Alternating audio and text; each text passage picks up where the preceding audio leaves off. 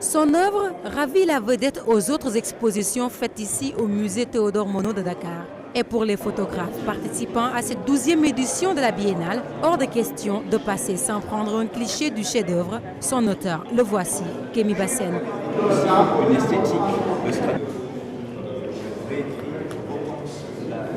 L'art se trentenaire là dans le son. Né d'une famille d'artistes à Dakar, Kémy va commencer par la photographie à l'âge de 6 ans. Par la suite, le jeune homme va s'intéresser à la musique et à la sculpture avec des œuvres toujours pleines de sens.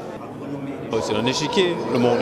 On se regarde, on s'observe, même si on ne se combat pas, parfois il y a une expectative.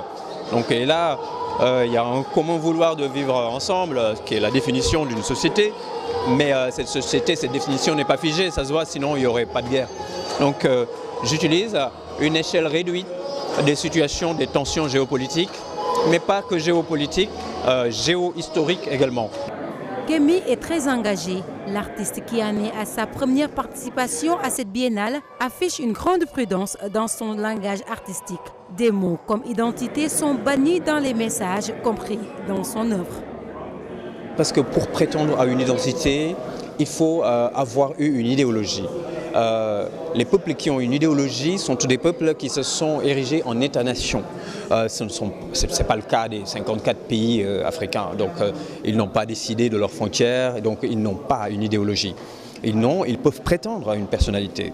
Et cette personnalité, bien sûr, elle doit être construite, mais également doit être construite le rapport entre différentes personnalités. Et c'est là qu'intervient le mot intersectionnalité. Des figures d'Égypte ancienne et d'un peu partout se retrouvent dans l'échiquier de Kémy. Le sculpteur fait usage de technologies de pointe comme le laser ou encore l'imprimerie 3D pour la dimension de ses sculptures, faites dans le plus grand respect de l'environnement. Tous les matériaux que vous voyez sont naturels.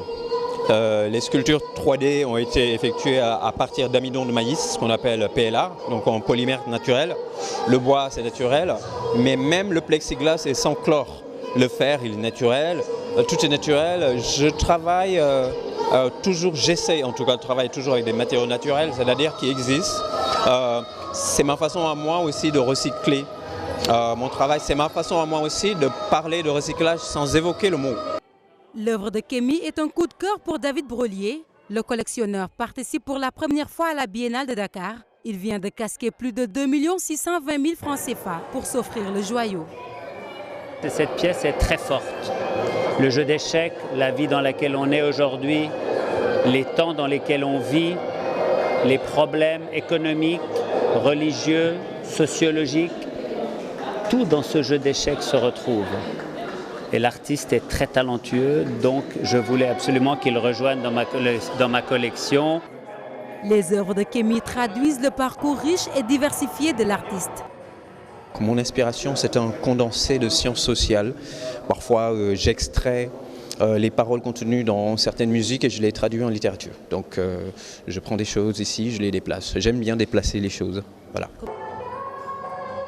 Sa participation à cette 12e édition de la Biennale de Dakar est pour Kémy une façon d'apporter sa pierre à l'édifice culturel africain. Et en dehors de l'art visuel, l'artiste qui expose ses œuvres un peu partout dans le monde est aussi un écrivain avéré.